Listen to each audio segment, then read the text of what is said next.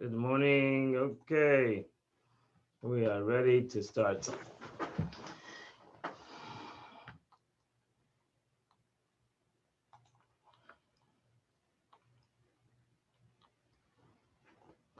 Okay, good morning. We're holding on the third. Today is Tuesday. We're holding on Shlishi, which is in the book of Genesis, chapter 24, verse 10.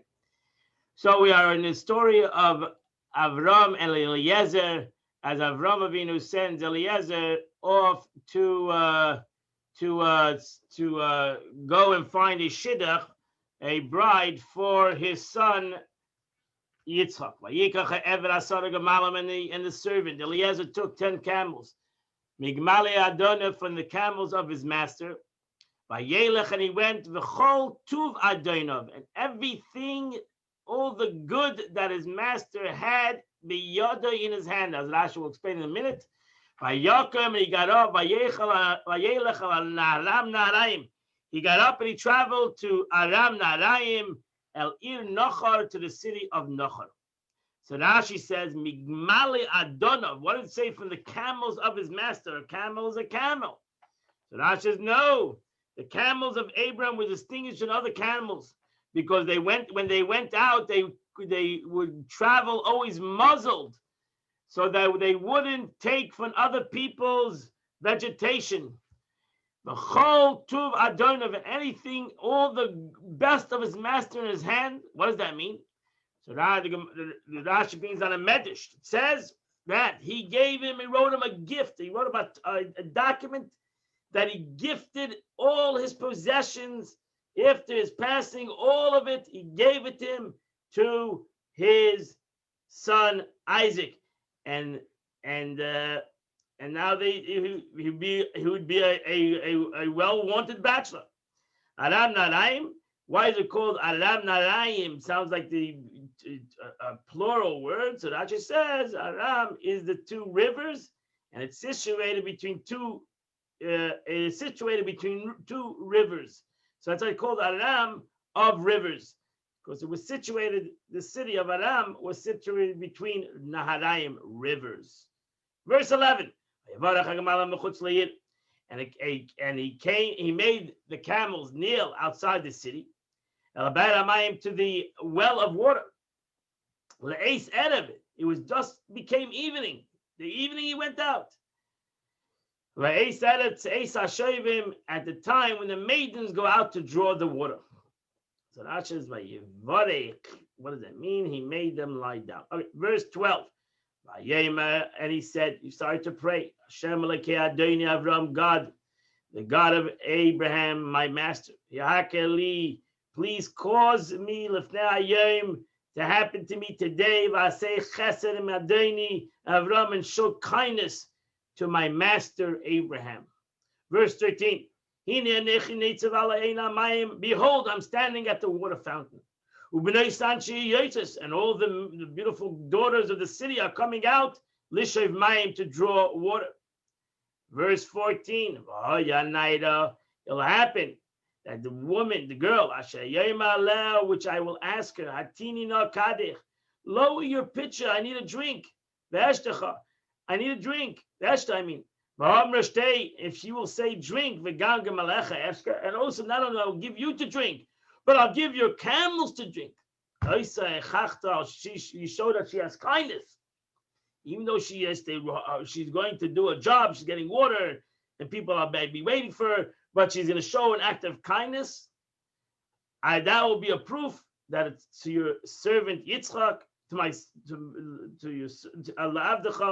that will be referred to your servant, which is me, Yitzchak, that it's for my master Yitzchak.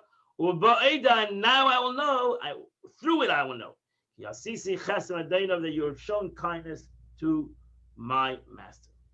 So now she says, she is worthy. She is worthy for him, for he should perform an act of kindness, and she will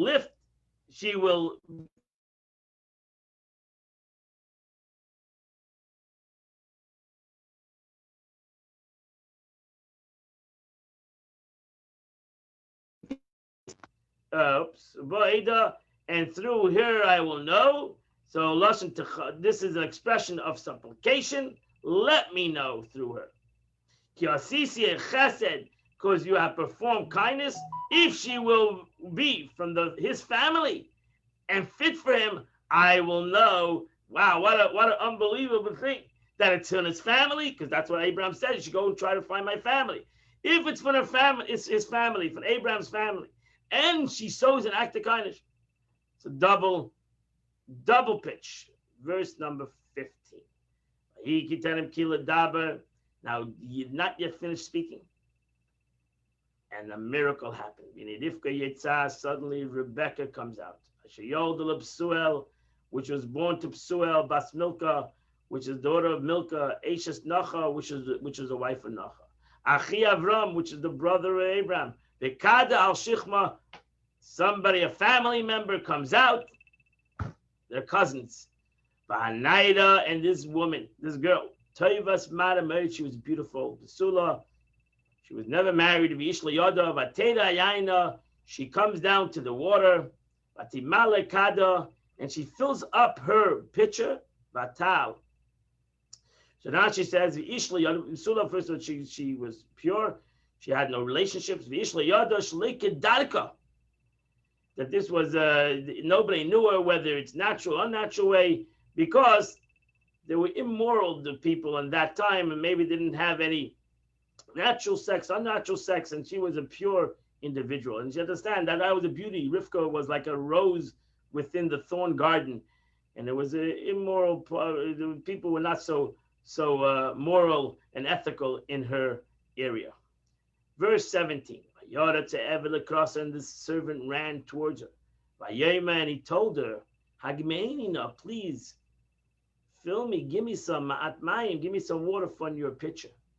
So why did he run? Why did he run towards her? Now she's bothered by the word Vayodatz, he ran. Why did he run to her? Because he saw Sha'alu Hamayim Lekrasa. She saw a miracle happen. That not only that it was, she didn't know that it was his family, and she just came out, but actually the water rose towards her. He saw a miracle, and he knew that was a miracle that happened to Abraham. So he saw that the water rose towards. She had to bow down to get the water. The water rose towards her. He said, "This is a special girl." Hagimeni la lashon. It's an expression of swallowing. He said, "Let me swallow some of your water." Verse number 18. So she said, drink, gesundheit. She right away rushed. She put the pitcher on her hand, and she gave him to drink. Verse 19. And when she finished giving it to drink, I'm going to give you also your camels. I'll give them all their drink. As over here, the word im, Asher, the word im also is used for the sense of that.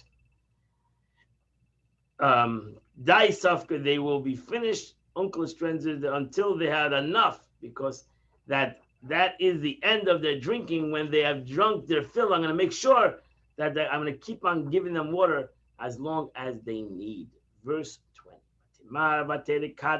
So she hastened and she emptied the pitcher into the throne. She ran again to the water, took more water, and she drew the water for all his camels. Next up, she is a grammar. So let's go. Ashkasa, a hollowed stone. Ashkasa is like this throw where they put the water and also food so the animals can eat. Verse 21. The ish mishta, and the man was astonished at her. Machlish shadas, he's standing silently there, waiting to know. Hatzliach Hashem darkei. The Lord attack caused his way. So wow, imloi.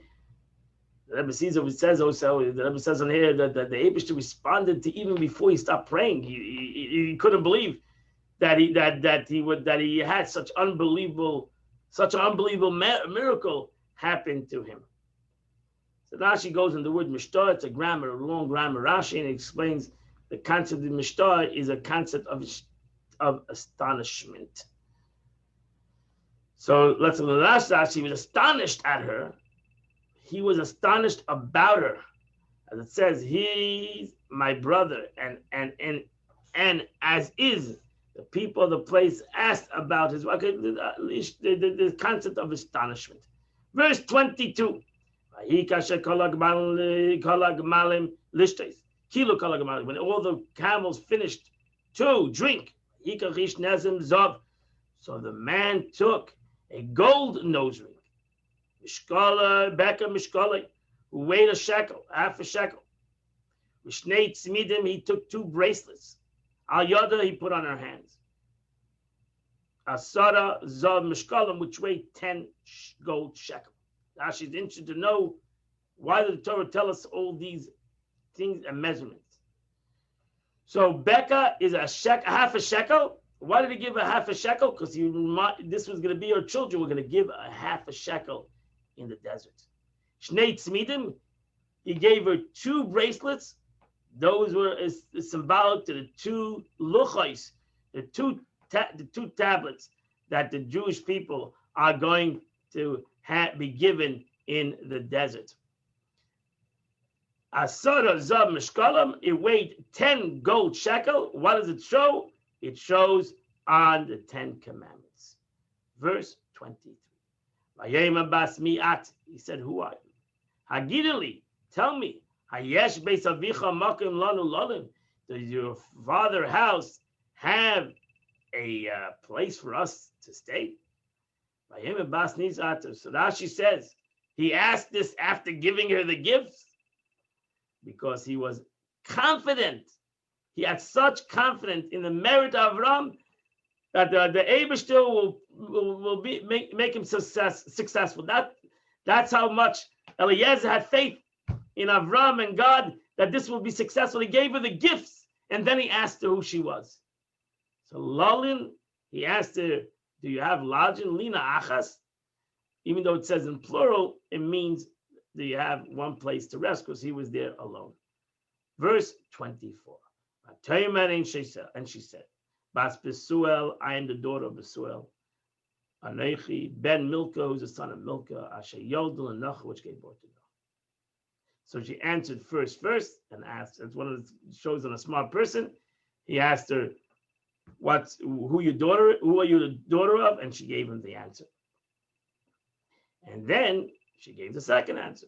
Verse 25. Vatema Elav, she said to him, Gam Teven, Gam Misper Ravi Manu. I have a lot of food. We have a lot of food and food for the camels. And there's also a place for us to sleep. So Rashi says that the old camel food is called the Mispa, as such as straw and barley. By Yikar the Ish by Yishtachel Hashem, and the man kneeled and prostrated himself for God, because when she told that his daughter of Besuel, now not only did he see her kindness, he saw that she was a family member, and God had responded to his prayer. That ends the Chumash for today. We're now going to go to the Tanya of the day.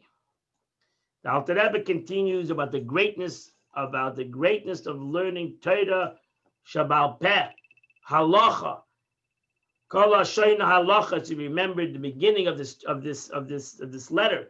The Alter Rebbe talks about whoever learns Halacha every day, he's muftach. He will be sure to a place in the world to come. The Alter Rebbe said, now it is known, supernal will, which is enclosed in the 613 commandments of the Torah Shebiksav. This, to be able to understand the will of God that is written in the Torah, it is extremely hidden and covered, secreted and concealed. It's 4 expressions of concealment. To understand what the Torah means to it and to comprehend the Torah is very difficult. And it's only revealed el Torah sheba'al peh. It will be only revealed in the oral law. And you cannot understand the Torah without the oral law. And the Alter Rebbe gives you a simple analogy. For example, the mitzvah of tefillin. What is written in the Torah about the mitzvah of tefillin? It says, you shall bind them on your sign on your hand, and you shall be frontals between your eyes. That's the whole mitzvah. The way it's written in the Torah. This is an instinct and obscure statement. Sosum, this is a very hidden statement. How do you know what the mitzvah is? If you just take this line, what is the mitzvah? It will be very difficult to decipher. What is the mitzvah of putting on tefillin every day? What does it mean? The scriptures do not explain what to bind, nor what frontals are, and what is between your eyes or on your hand. You would not know what this means until the oral law explicit that one needs to bind a single box on his hand and 4 boxes on his head, containing 4 scriptural passages. Where does that say that in the pasuk? You have to be a great scholar to be able to see that in the pasuk, and therefore you need Torah sheba'al peh. Without the oral law, you don't have Torah shebiksav.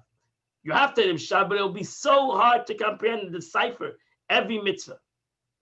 And not only that, now so we have read that tefillin needs to have a box in the hand, 4 boxes in 1 box in the head. Moreover, the boxes are made of prepared leather, and necessarily they need to be square and to be tied by means of leather straps, and they need to be black. How don't they be black? Where does it in that verse it needs to be black? The whole shai prati halacha and all the other details of how to make tefillin. There's hundreds of laws, and which portions go in there? There are 4 portions in the tefillin. Which goes first? Which portion? That's all in the oral law. Without the oral law, without Mishnah, you have nothing. Also, on your hand, what means on your hand refers to the arm and not the palm of the hand. You have to put it on your arm and not over here. It starts over here. And between your eyes refers to the scalp and not to the forehead. Your tefillin is not allowed to pass your hairline. You can't put your tefillin on your forehead. Actually, the tzeduk in the Sadducees said you need to put it between your eyes. But the tough is beinei necha. It needs to be, the tefillin needs to be situated right between your eyes. The Chacham said no. It needs to not pass your forehead. It needs to not pass your hairline of your forehead. So all these, and so too likewise all the commandments of the Torah, whether they are positive precepts or prohibited precepts, are not revealed and known and made explicit except in the oral law. If you don't have Torah sheba'al peh, you don't have Torah. Nobody would comprehend Torah shebiksav. For instance, the prohibition of precepts that have been is stated in respect to Shabbos. Shabbos says, "You shall not work." That's the halacha. That's the wording in Torah. L'saseh malacha. Don't do any work. The written law does not specify what means work. What means work? And you have to go to Torah sheba'al peh. You have to go to the oral law. In the oral law, however, it explicitly refers to the 39 forms of work, and not only on the carrying of stones of heavy beams, which is a rabbinical prohibition. That because really you can carry. You say work is heavy labor. It's not true. You could carry a heavy table in your house, backwards and forwards and backwards and forwards and backwards and forwards, and you didn't do a malach on Shabbos. Well, if you carried something out of the rishus, you carried something out of from a private domain to the public domain, even though it's a feather, you've done a malacha. You've done one of the works of Shabbos. How would you ever come up with such a thing if not through the oral law? Ukayitzbem, call mitzvahs, and so too all of these. All the positive commandments, all the negative commandments are all hidden. They're not explained. V'geluyos for your doers, they are not known. Ella ayidei Torah sheba'al peh. Only through learning Torah sheba'al peh. So the codifier of Torah Sheba'al Peh, the first codifier of Torah Sheba'al Peh is Rabbi Yehuda Nasi, who wrote the Mishnah. That's what it says. The word Mishnah, which is the oral law, is the same word Neshama. Is the soul of it. Without the soul, you don't have you have a body without a soul. The soul gives it its life. And therefore it says, Al Torah Sheba'al Peh, it says, Al Titash Torah Simech. It says, don't forget the teaching of your mother. It says, don't forget the teaching of your mother. Why is it called the teaching of their mother? What is the father and the mother? So that's the thing. Torah Shebiksav, the oral, the written law, is like the father. And Torah Sheba'al Peh, the oral law, is like the mother. Metaphorically speaking, just as the organs of the child are comprised very latently in the sperm of the father, you're right. The whole child is in the father's sperm. It's in one droplet, actually. In the whole child, the makeup of the whole child is in one drop. One drop. But that drop needs to come into the mother. And now the mother takes that one drop and brings it about a whole child. And the mother brings it out from the state of manifestation, giving birth to a child complete with 24 organs and 32 sinews. So the Torah is like the drop, it's like the Chachma. That's what the Torah shows. Chachma. Chachma is like a brain, could be like a Yud. What is symbolic in Kabbalah to Chachma is the letter Yud. What is symbolic in Kabbalah to the concept of Bina is the letter Hey. So a Yud is just a point. Torah Shebiksav is a point. From that point, the Torah Sheba'al Peh, the oral law, takes that point and makes it to what it is. So to exactly the Alter Rebbe says. So there's all the positive precepts and the 365 negative precepts. All emerge from the hiddenness of Torah Shebiksav and from its obscurity to manifestation to the oral Torah. And therefore it's called, don't forget the teachings of your mother. We're the beginning of the verse. Heed, my son, the admonitions of your father. Shema b'ni musar avicha. Don't forget don't forget the musar, the warnings of your father. Koya Torah Shebiksav. That goes on the written law. The nafke mechachma law, which comes out of the wisdom of a heaven, Hanikra b'shem Av, which is in Kabbalah called the father, the masculine. Don't forget the warnings of your father, but don't forget. I mean, listen to the heeding of the warnings of your father, but don't forget the teachings of your mother. And now the Alter Rebbe comes back to the beginning of his letter. This then is the meaning of the verse. A woman of valor is the crown of her husband.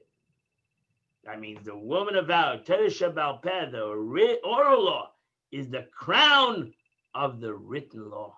For the oral law is termed woman of valor, who gives birth and raises many legions.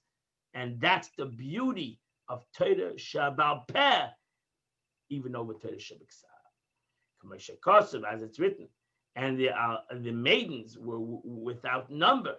Do not read almot, but olamite, worlds, alluding to the halachas that are without number, as it's brought down in Kabbalah. You have unlimited amount of halachas. So from one pasuk of the verse, like let's say the law of tefillin, one verse, shaitem la'isa adecha, you shall bind it on your hand, and they shall be as a frontal between your eyes. You have hundreds and hundreds of Jewish law.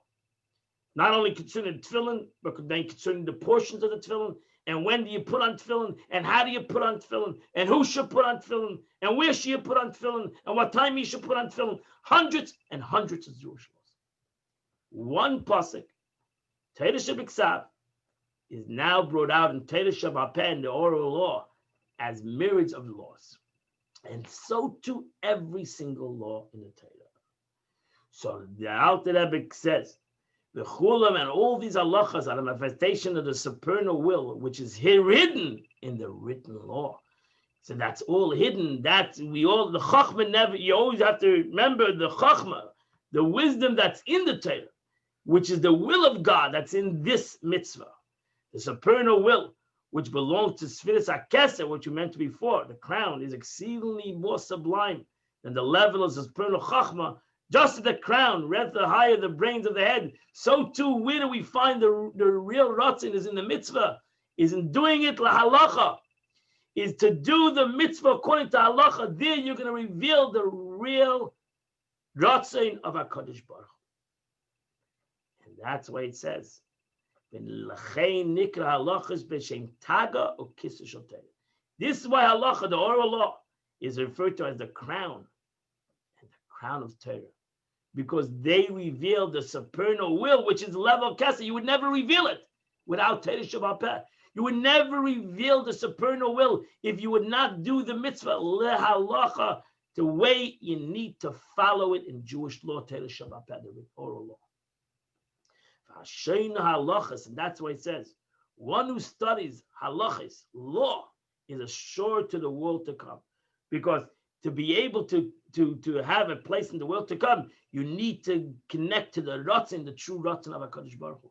Because there you'll have a true tainug in the world to come. It's all about tainug. So you need to have the true delight in God. You got to connect to His will, which is His delight. And that's why you need to know halacha. You need to know the Jewish law. Through investing His nefesh, ruach and neshama, His three basic principles of His soul, with the supernal will, by doing the Jewish law, keniskelel, as I mentioned before. So here you have it all, the whole concept.